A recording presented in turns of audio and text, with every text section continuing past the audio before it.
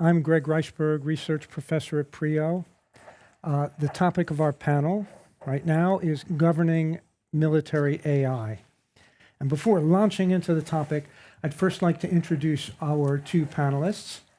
So we have Sigrid Redse Johansen here.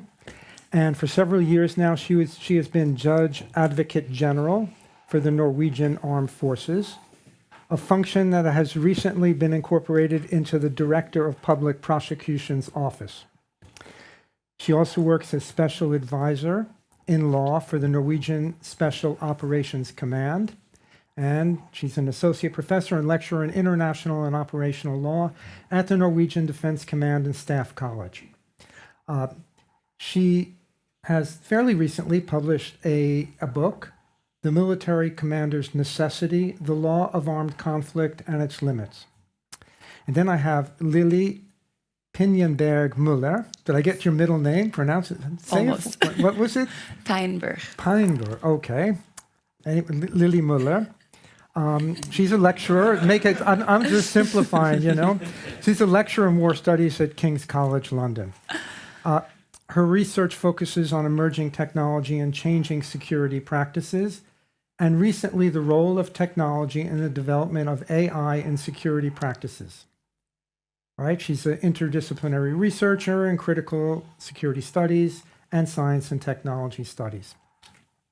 Okay, so governing military AI.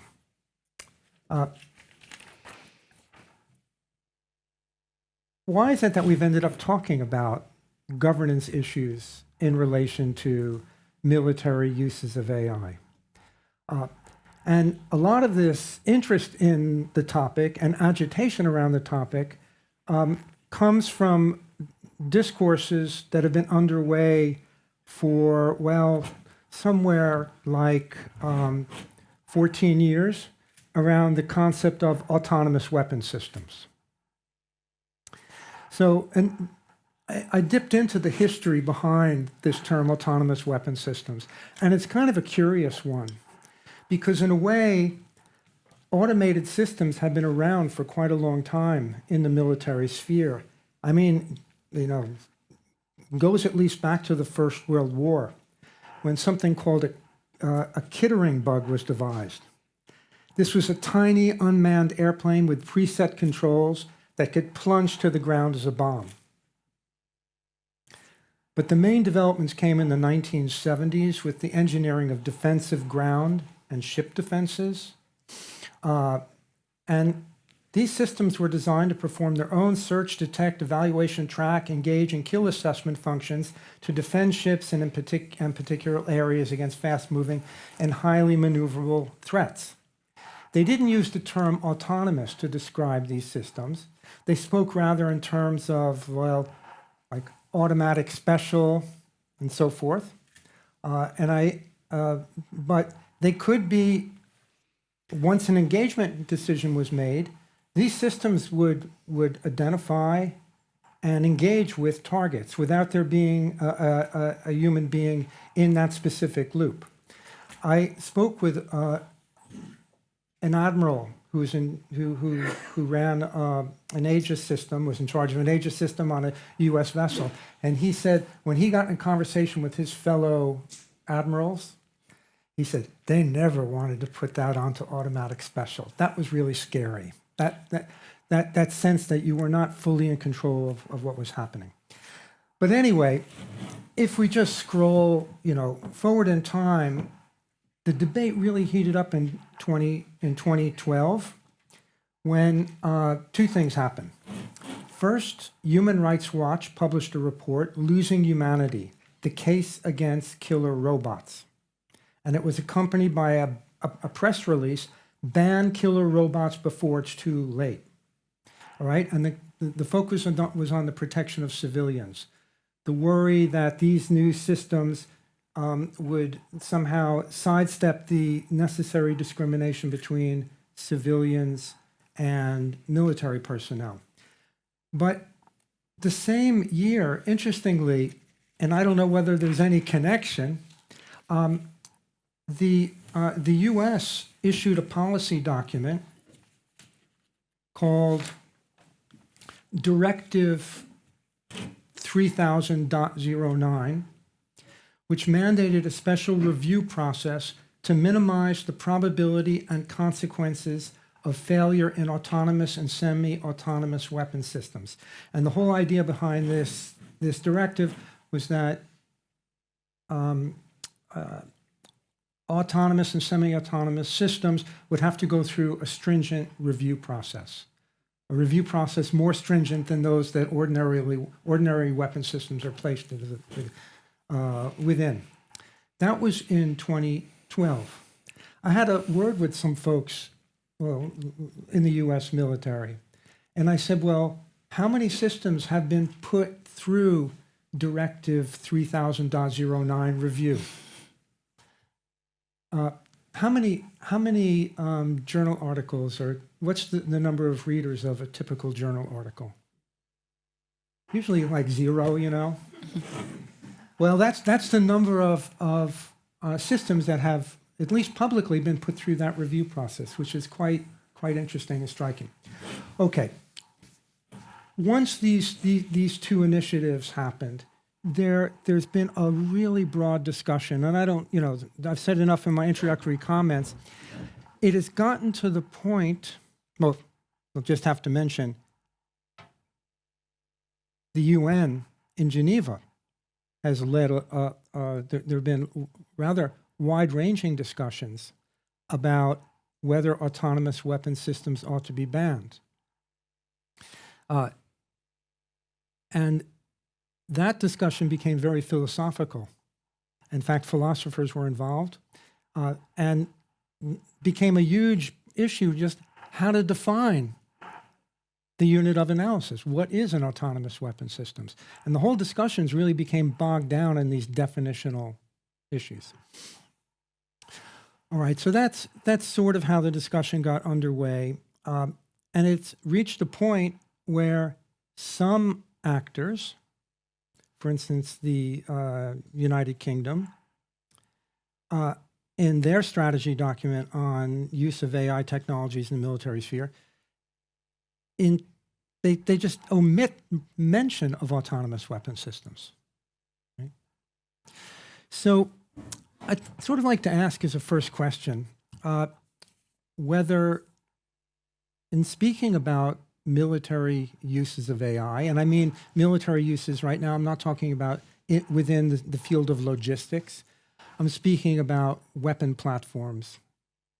Specifically, do you think that autonomous weapon systems, that label, provides us with the right unit of analysis? Maybe Sigrid?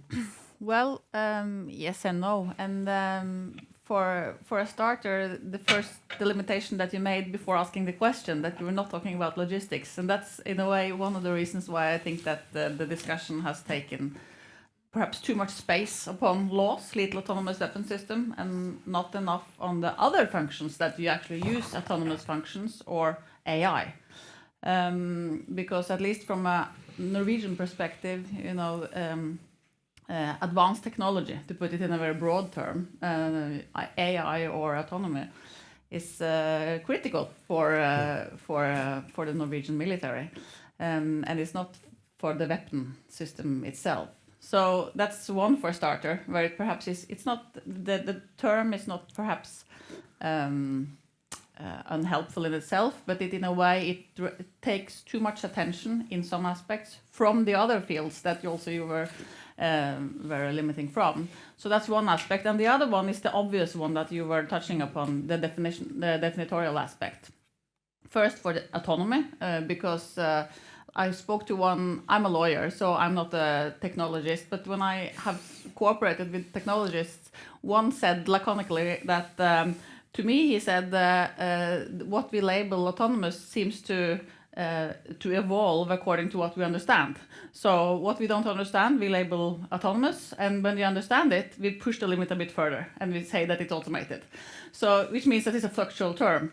and that it's the concept that it entails is also somewhat fluid. So that's a challenge. And the other one is the aspect of weapon system, because what is it? I mean, the weapon system can consist of the trigger, the weapon, a handheld weapon, which is quite simple, but it can also consist of an air system with the multiple sensors talking together, and then it's more difficult to in a way to sort out what the weapon system is. And from my perspective, how to regulate it, how to govern it, and then you get obsessed with the definitional issue instead of the real topic. Okay, thanks. Lily? No, I think that's such a great point about how it's always evolving. When you know what it is, we keep pushing the boundaries. And I think, just like what you said, Greg, that we are this obsession about defining what is autonomous and not kind of detaches the discussion from what's actually going on in the field. And it's the same now with AIs being added on top to create this confusion, right? And I often think from my research that this obsession with defining, I mean, as a legal scholar, you have to also define the topic, but it's also this private sector influence of like saying like this is something else now that we can't define to kind of get around the legal field. So I definitely think that this, instead of talking about what it is or is not, talking about that it is about targeting, detecting, and doing that without human intervention. And that's what we're really discussing. And exactly your point, from the Second World War, even the First World War to today, it's been happening, and we keep pushing the boundary to then kind of avoid touching upon what we're really discussing, which is like the use of technology in war. I mean, the curious thing to me, at least, is the automated systems that were in use all the way beginning in the 70s up through, to the present. In air defense systems, for example, were hardly viewed as problematic. I mean, if you start digging into the literature, you find very few legal discussions about special challenges, and very little on the ethics front also. So, to my mind, somehow the introduction of the word autonomous seems to have galvanized, ethical concern. But maybe just following up on what you said, Lily, could we try to not define, because we want to avoid defining, but could we just try to specify within weapon platforms, what are some of the different AI-related functions? Do we get a sense of the range? Yeah, I don't know if I can't define all the different types of AI being used by the military. Obviously, that's a hard thing as a scholar outside of the military to even like get access to. But we know that they're using machine learning technology.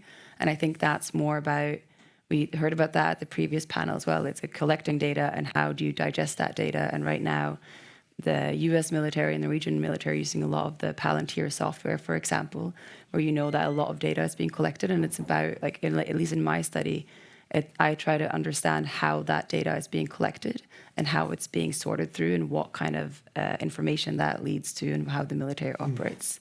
But yeah, I think you can. Yeah, well, no, it's the same. Of course, you can have, like you said, you can have systems that have been labeled automatic for years, which are just in a way very advanced systems that are very quickly able to recognize and then to target. So they recognize the certain parameters that they're supposed to target, and then they target it. So that's the easiest way to approach, that. And then there is, of course, the data collection issue, and I think that's perhaps one of the most practical aspects: how to deal with the data collection or systematize data collection. How to when the system itself is, for example, self-learning, that it creates its own ways to, for example, navigate, which is practical.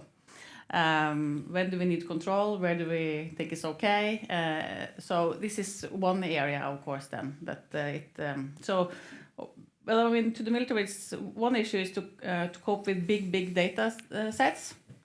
And the other one, of course, is to be able to have a low signature, not to be there, so that the system itself can operate and collect data and systemize and share it with the rest part of the system without being interfering with the system's modus, because then you'll be traced by your enemy. So that's another aspect where it's important. And of course, the third is to be able, the one that you to be there, to be present in a hostile environment. So, and to report back without being noticed. So, I mean, different areas of where these advanced systems can function, and then comes the how do we control it? Where are the dangers? Second or first. But in your work with the Norwegian military, do you see any interest in platforms that can not just identify possible targets, but also engage with the targets? Do you see any move towards developing that kind of technology? First, I'm now a part of the prosecution, so I'm concerned with the responsibilities and accountability issues. So I do not give advice to the militaries. But what I have experienced then is that, in a way, I think it's very important to keep track of the needs of the military, which are clearly present. To have awareness upon where the challenges arise.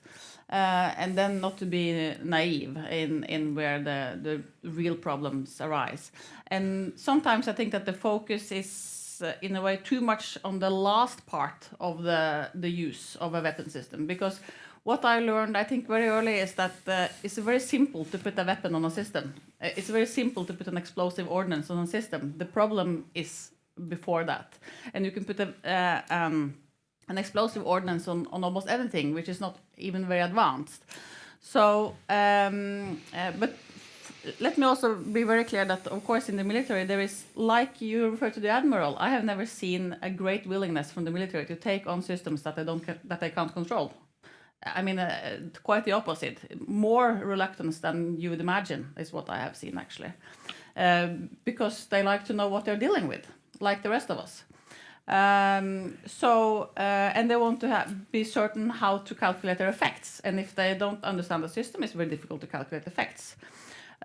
So that's one thing. And for in a way, the use is, I think that one of the most important areas of use for Norway is what has been stipulated out in public documents as well, is because we have a vast sea territory and environment which can be hostile, where it's very, very important to have a low signature. So to be able to save lives, to be present without being present, in a way. That's, in a way, the major area. And then I think that to put weapon on it has been a kind of a secondary issue so far. And then I think it's important not to be naive. It's easy to put weapons on, but to put the weapon on has not been, in a way, what I see the first priority of the system. Yeah, Lily? I just think very interesting the point you made about, like, for you it's important to understand what the military needs, and I'm very curious as if you also, like, your reflections on how you understand what the military needs, because from my research and perspective, I find it extremely fascinating how, like, tracking how the old, like, Eric Schmidt, the former CEO of Google, has been so important in informing how the military needs AI, right? And Peter Thiel with Palantir, and OpenAI with Sam Altman. These characters from Silicon Valley are so infiltrated, and like Eric Schmidt wrote this book with Henry Kissinger about the age of AI for the military, right? These private sector people are infiltrating into, and also, like, we had the same with, like, I think Dick Clark from the US military also wrote one of the books, like, I think 10 years ago, 2012. How long ago is that now? Like, cyber war is coming, you know. There's this huge push that suddenly everyone had to care about cyber war, and now it's AI. And it's the same thing that we are kind of discussing. Like, this panel is about, like, how do we govern military use of AI? But who's actually saying that the military needs all this AI? Like, why does the military need it? Except from your, so I feel like there's, like, a public discussion that we're having and we're interested, and then what actually the military is using isn't always overlapping, and we're crossing each other in these discussions. I'm glad you bring that up. I read an interview with Alex Karp, who's the CEO of Palantir. He, by the way, has a PhD in philosophy. I was provoked by some of his comments in that interview because he doesn't speak much in terms of autonomous weapon systems. He prefers the expression algorithmic warfare, which is somehow this whole nexus between, command and control, communications, speed up the tempo. So the interviewer asked him about, what the ethical issues might be within this domain. And he gets very bombastic and defensive and says, U.S.'s adversaries, he always speaks our adversaries, they don't care about ethics. So are we going to leave ourselves defenseless? So it's like, and this is someone who is running a company that apparently is delivering systems to the U.S. military. And I'm thinking to myself, the U.S. military has standards for the adoption of weapon systems. All right. I don't know if they're bound by Article 36, but but they de facto follow it, because they didn't sign on to the the Geneva, what is it? Additional protocol. Yeah. Okay. But they follow it. So it's like there's a disjunct between the discourse that some of these folks engage in, and what the actual practices that are in place. I mean, I spoke with the CEO of Kongsberg Defense, Eric Lee, and he said, before you can bring a new product, military defense product like an air defense system to market, you need to, there's at least 10 years of testing, right? So I'm like, what sort of testing are they doing at Palantir? Have they found a way to sidestep it? I just don't know. But the discourse is troublesome, in my opinion. But again, if we come back to this idea of autonomous weapon systems, there's a strange kind of paradox. Paradox, yeah, in the literature. Some people lift up the idea of autonomy in weapon systems as a way to show how it's inherently wrong. Right? So they try to make it sound like you've got these a kind of human-like creature out there that's going to be making its own decisions and going to be armed. The killer robot image. And they say this is really bad because we can't have non-human decisions being made in the battlefield. That should rest only in the hands of human beings. This is a matter of human respect. Okay, so on the one hand, this is trying to show how inherently wrong it is. Then you get the other group, like Alex Karp types, who are talking up autonomy because they want to sell this stuff. So they're saying, you're let's say you're doing a remotely controlled drone targeted assassination. It's not enough just to have one guy sitting in that room, controlling the drone. There's like a whole group of people in the room, and these are highly skilled people. Okay, that's expensive. So you can go to the military and say, I got a cost saving solution to this. Automate it, so you're not going to have this group of highly trained, expensive people sitting in a room and multiplying it. So all right. So this leads me to the question: within this field of weaponized AI, and I'm construing that broadly to include not only the final moment of target engagement, but also the AI and decision support. Okay, and as we've already seen, that can cover quite a few things. What do you think are the main, let's call them ethical problems that emerge in this field? And, and I want to say also legal problems, but ideally, I think the law should reflect our views about what's right and wrong, ethics. So if you just say, where do you see the main problems in this? Well, first you have referred to the Article 36, and I don't know if everyone are familiar with what we mean when we refer to Article 36. So it's the Article 36, so the additional protocol to the Geneva Convention, which places a duty upon states to assess whether new methods or means of warfare, including then autonomous weapon systems, will be in conformity with the law when you apply them. So it's a legal assessment duty, which is placed upon states, and it arises already from the study, development, and production. So at a very early stage, you're supposed to assess the legality of the system or the method that you're taking into use as a state. So this means at each time when the state is taking on board new technology or new ways of using that technology, for example, pairing old weapon systems with new technology, they have to assess whether this would be lawful. And in this, of course, then there is the human. And we have a great faith. I think what I have seen, if I speak in the legal ethical landscape, I completely agree with you. The law has to reflect our ethical aspirations.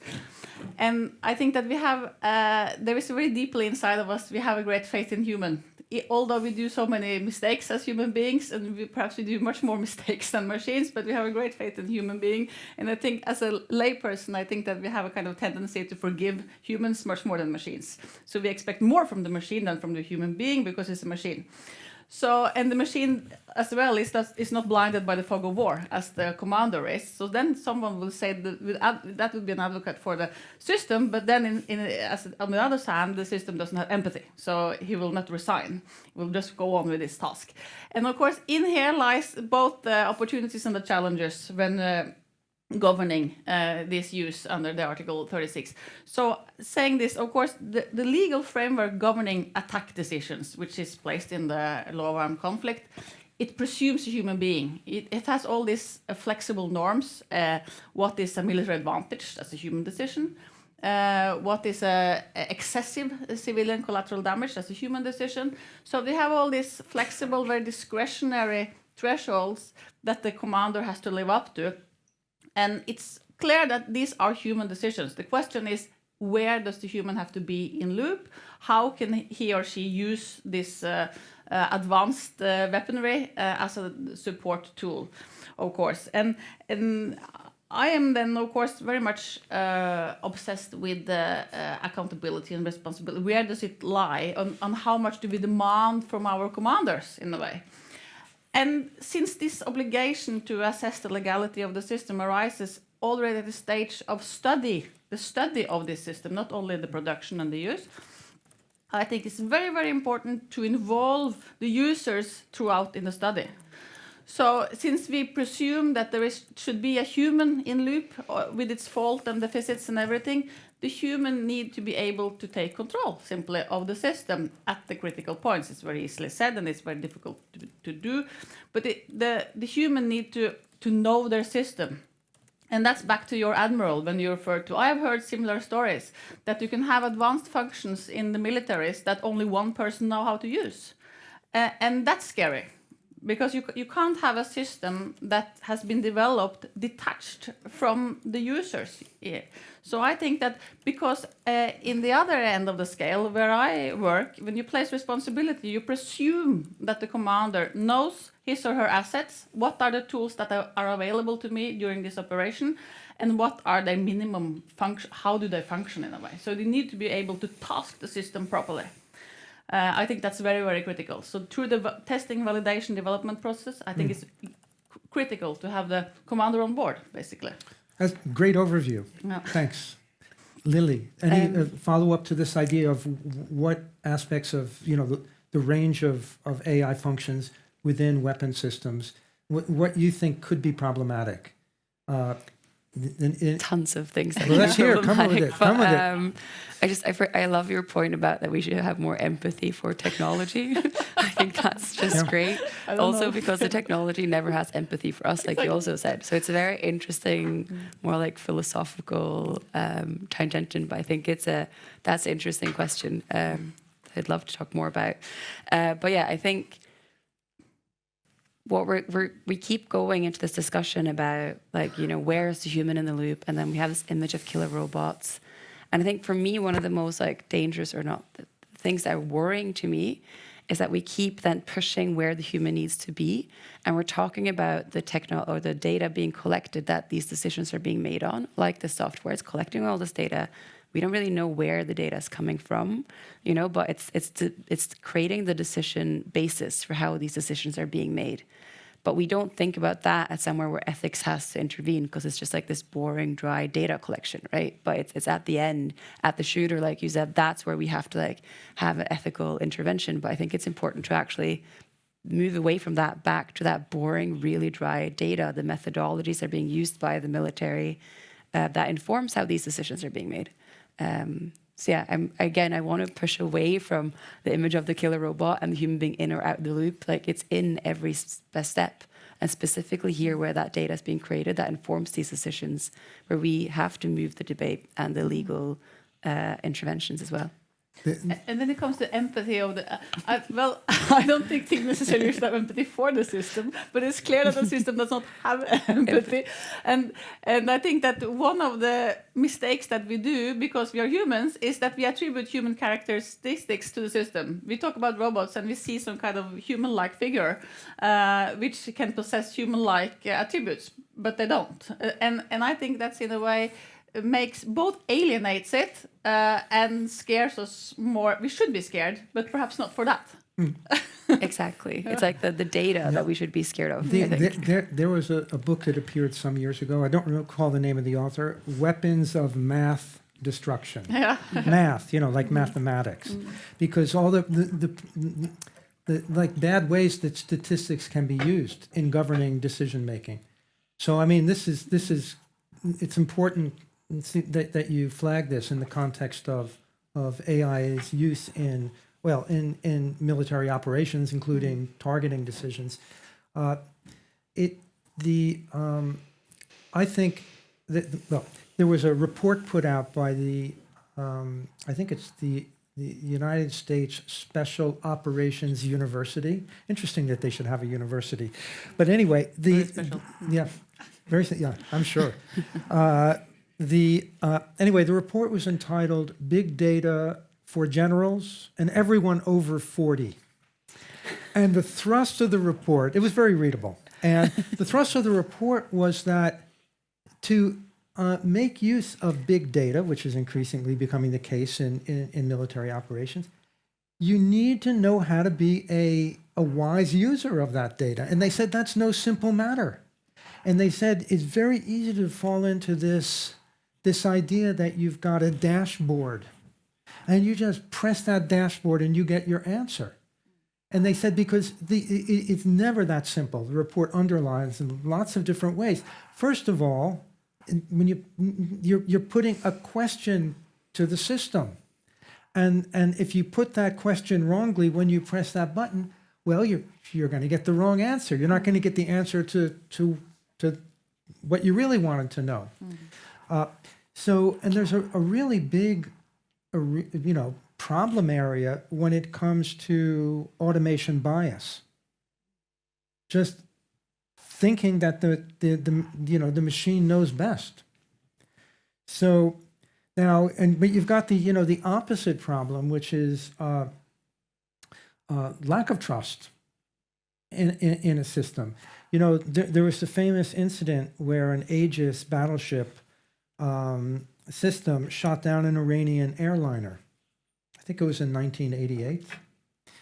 It's called the vessel was called the Vincennes, and it wasn't shot down in automated mode. There was a commander made the decision. They thought that this airliner. They thought that was a incoming military aircraft or a missile. They weren't sure. Apparently, the system gave them the correct indications. But for some reason, and it's a complicated story, they didn't want to listen. They didn't listen to the indications the system was giving. So that's the opposite problem. So there's really an issue of finding, the golden mean in these matters between trusting too much and trusting too little.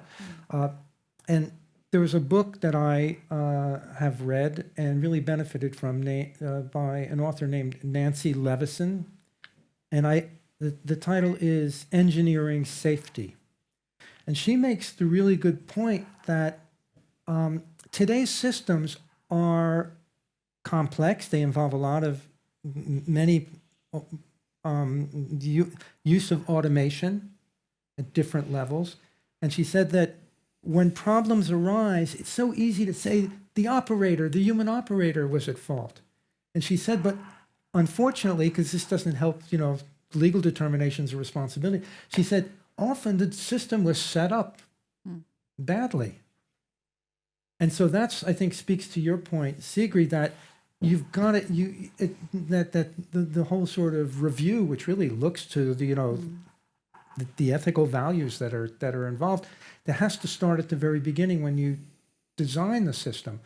Otherwise, when human beings start to exercise what they think is their proper mode of control, they may mess things up because somehow the system was arranged that in such ways that certain kinds of interventions will be counterproductive. But anyway, you were going to say. Yeah, sure. I think I absolutely agree. And so that's also why I say that it's very important to have the commander, to put it easy speaking, on board when you have this development phase. That because they are usually, like you said, that they are generals and people over 40. I mean, they are normal persons that are not especially trained to understand these systems. So they can be like the Vincennes incident, that they in a way trust themselves more than the data they get because I like to see it. It's a bit like this.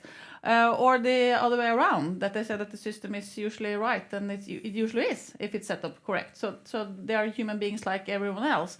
But the point is that, again, the accountability system afterwards will judge them perhaps harder, because it's so dangerous. I mean, this is the sharpest tool that we have as a state, is the military. So we expect it to be zero fault when you take it into use. You don't want false mistakes from these kind of systems. So you need a very, very high level of testing before you take it into attack mode, if that's the issue. Mm-hmm. Here's another question. I didn't alert you to this question before our little prep chat. But there's one of the worries when it comes to the use of AI systems in the military domain is the introduction of autonomous functions is going to creep far and higher and higher upwards in the military chain of decision making. And the reason it's going to creep higher and higher up is that these interactions are happening at increasingly high speed. And so it's going to be, the more you get machines involved, it's going to, and the reaction times are reduced. This is already the case in cyber operations, right? It's going to be harder and harder for a human agent to keep in that decision-making loop because of the speed. So they're saying that we're going to end up delegating more and more functions to the machines, up to the point where we're going to end up handing over strategic decisions to the machines. And Palantir, they've developed the system that they're selling, which is a kind of strategy advisor for command. So what is this something we should be worried about? This handing over more and more decision making, handing over more and more functions higher and higher up into the command structure. Is this something like you're worried about? Well, I'm definitely worried about that. Obviously, I think everyone is, but comes back to... Can I just say? Yeah. I'm not sure we should be real worried about it because good. of the nature of strategic decision making. So I really I can come back with that maybe in a minute. But come on, come with your setting me up for failure here. No.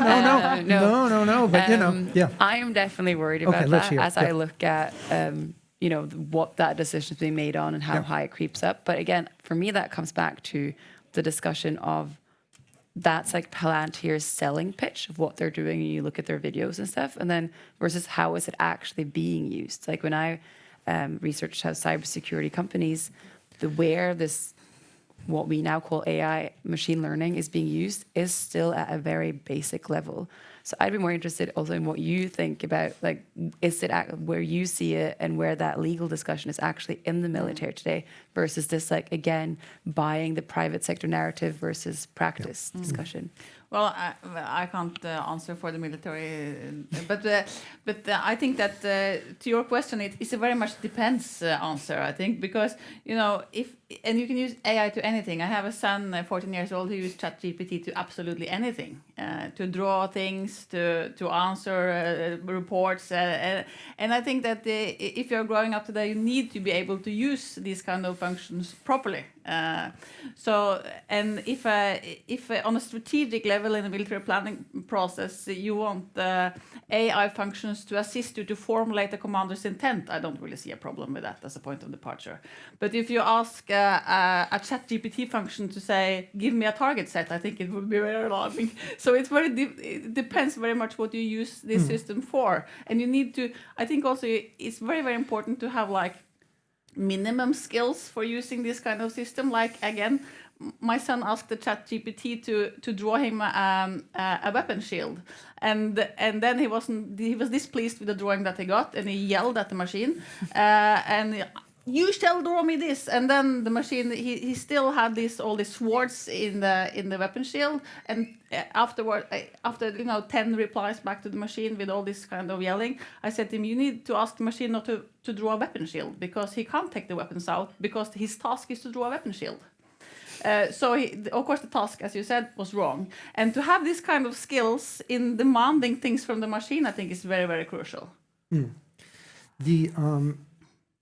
reason I have a doubt about this is I've just read an article, and the article maintains that strategic decision making cannot be done on the basis of induction. Okay, so it's a different kind of. It involves induction, but at the end of the day, it involves something. The authors refer to it in the philosophical term abduction, which is a kind of a mode of reasoning under situations of uncertainty where there is no right answer.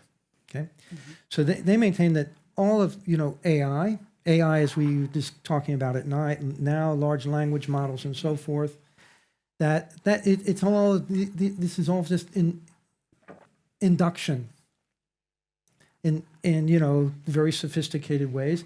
Does not take you beyond induction, does not take you into the identification of cause-effect relationship. So they maintain that this idea that we're going to, this idea that the highest levels of decision-making are going to be handed over to a machine. They said, if you tried to do it would fail, you'd end up with a terrible commander. Now, that's not to say some people might be misled and try, and there could be some really negative side effects that come from it. I was in a conversation with some generals. This was a workshop we had in India. These were retired generals. And they said, hey, we in the strategy community, we're really conservative types. We're not handing this over to a machine. So it could be that the worry that this is going to happen is exaggerated. So I think it may be time to hear your thoughts. So just please, Simon. That mic should adjust. There you go.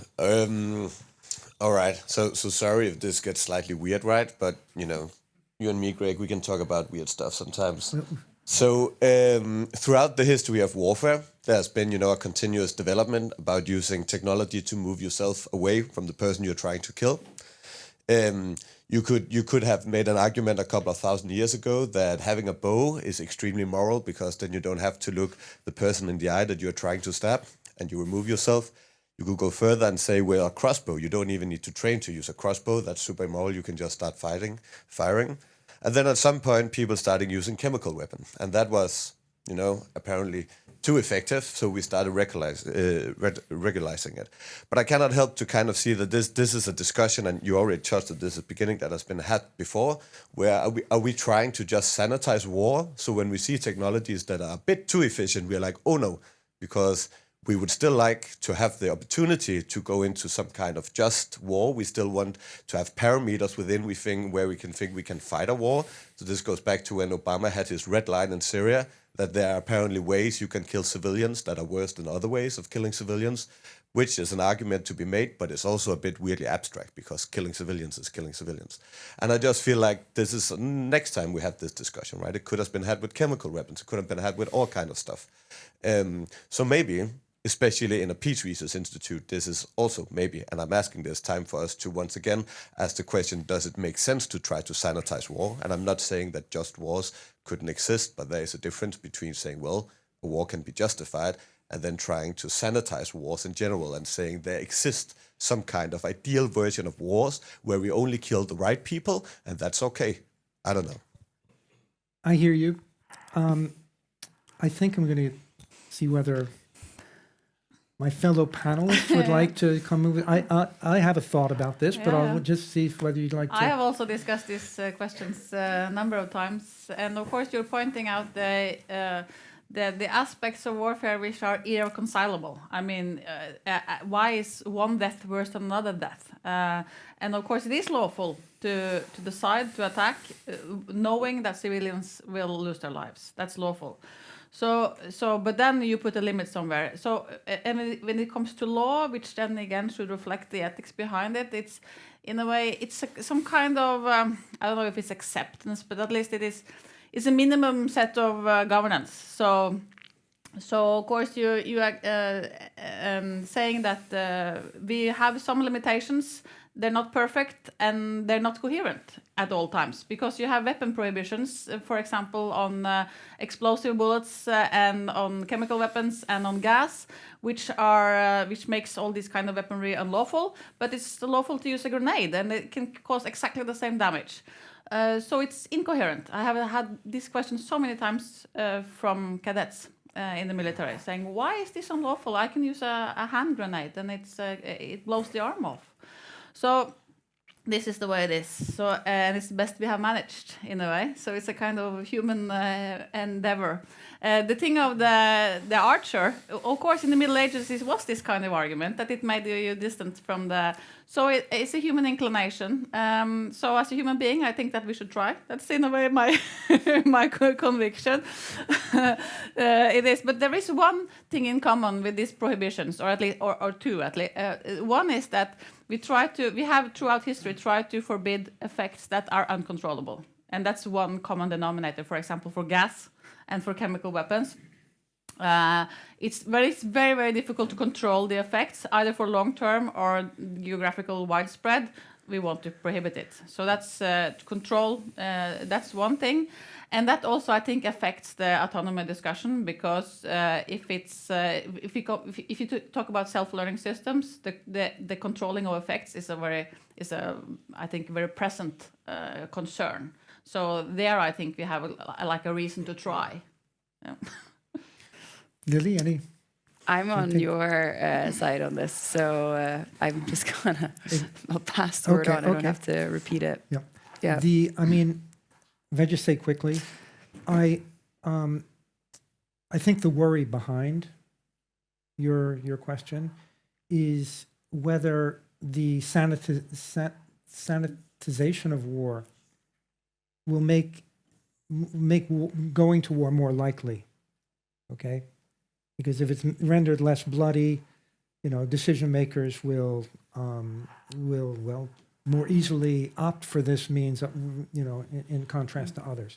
So I just want to flag that issue. I'm not going to come with an answer to it here. Christopher, yeah. Well, there was another back here, apparently sooner. Yeah, I didn't see. Thank you very much. Hi, I'm a research assistant here at PRIO. I would like to ask the panelists on a question on whether, we're talking about autonomous weapons, AI, on weapon system and whatnot.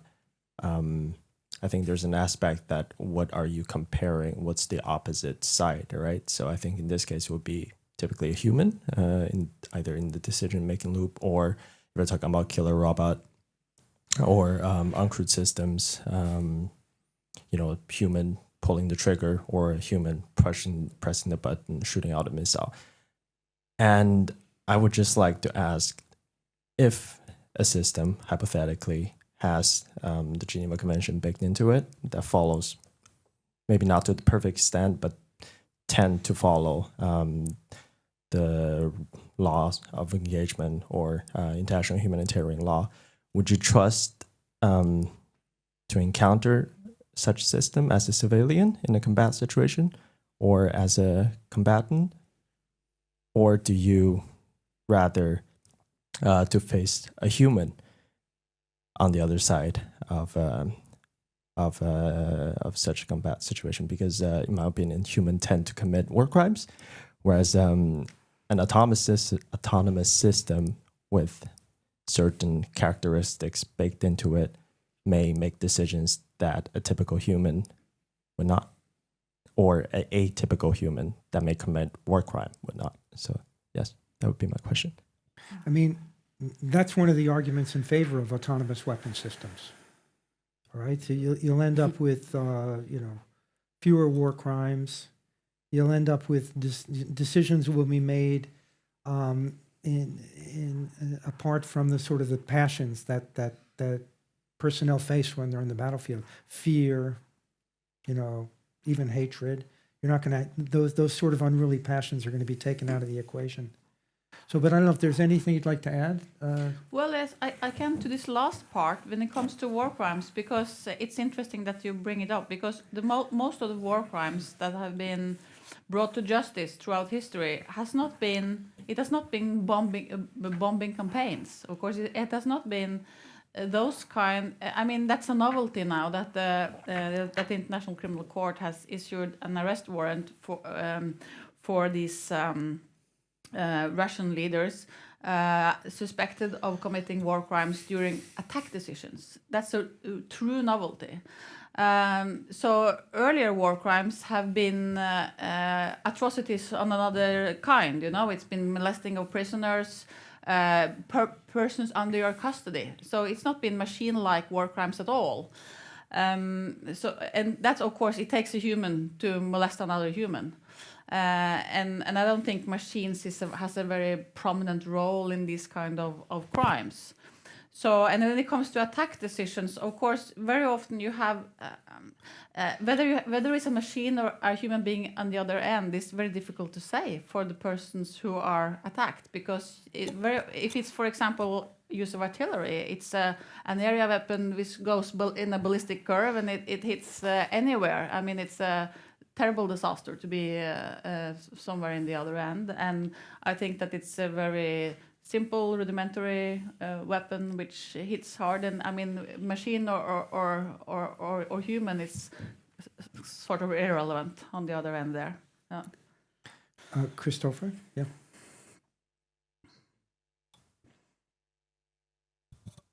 Thanks a lot for great discussions. In the work of Floridi, who I mentioned in the previous panel, he argues that the main difference with artificial intelligence is not that it's intelligent or that it's artificial, but that it's a different form of agency, and it changes also human agency when you use it. So I know this is a long-standing insight in the field of science and technology studies that you've worked on, Lily. So I wondered if that's something that you could sort of help us out thinking about. But also when we think about concrete military decision-making, for instance, when you have AI-based target selection systems in Gaza, how does the use of them, even if a human is in control and responsible officially, how does it potentially change the morality of the decisions involved? And Greg, you're an expert in also the distinction between preventive and preemptive warfare or strikes. And if you have a system that really gives reliable information on an upcoming attack in the longer future, but the AI-based system is really reliable. Could militaries then use that to argue this is not a preventive but a purely preemptive attack that would somehow be lawful? Lily, would you like to take a stab at the first part? Yeah, I just would also please answer the preemptive versus preventive question, because I think that's very interesting with the 2 minutes we have left. I will in 1 minute talk about the whole change of agency in human machine. We can talk about later. It's what my book is about, of the shift of agency. And I think that gets to the previous question I was asked as well, and what I've been trying to say throughout this panel. It's about the data, how the AI is informing us shifts our agency, right? We're not just like, it's not human and it's not machine. We become not, you could use the word cyborgs, not in the way that we have this image in our head from movies, but it's about how we're working together. I think that's your point as well. And that's what's shifting, that we're not talking about either this machine that's fully informed by the Geneva Conventions and all this law, or a totally rational human, but these things come together, and what's shifting and not is the philosophical debate that I would love to have with everyone after this panel. But yeah, I'm also really interested in this preventive question. So. Well, my intention was not to really answer that much about the preemptive and preventive. I think that what you bring up now is both scary and very important and very difficult to answer, also when it comes to human enhancement, not only AI, but human enhancement discussion, which we haven't touched upon here. But your question, the part of your question is regarded the attack decisions where you rely on AI input into target sets or target decisions. So of course, that's the crucial part where we, in a way, have presumed the human being to be in loop, and how much can they rely on what are the dangers. Well, as I started off with, I think that the assessment of, in order for an attack to be lawful, it has to create a military advantage. And the assessment of a military advantage is a human assessment. The question is how much you can rely on technical support or as decision support from a machine. And of course, an obvious danger, without knowing the intricacies of that system, the obvious danger is that a machine offers you much more advantages than you have even thought of. I think that's a very immediate danger with a system like that. And of course, a very crucial distinction has to be made on, which also the ICRC makes very important, is that the differences between attack decisions concerning humans and machines. Because machines, military objectives which are military by nature, such as tanks and vehicles and airplanes and vessels, much more easy to, of course, they can be automated very easily. The big discussion part concerns human beings, and not only pinpointed human beings, but also when they belong to an armed force. How can you identify all this kind of identification and recognition issues becomes very acute. If I could just add we're a minute over, but I question whether this is a realistic scenario that you're proposing, because knowing whether an attack is going to be mounted or not really is about knowing what the adversary, the one mounting attack, has decided to do. And I don't see how an AI system, we human beings, we have trouble knowing what other people have decided to do. Mm-hmm. There are signs of what they might do, but actually knowing with certainty what they're going to do before they've done it, you have to penetrate their decisions. Now, how is an AI going to do that? It can make certain inferences again, but it's not going to be able to determine that with any certainty. So again, this is a sort of flagged worry that may not be as big as it appears at first sight. So listen, our time is up. Thanks very much for engaging in this discussion, and thanks all of you for listening to us and for the good questions.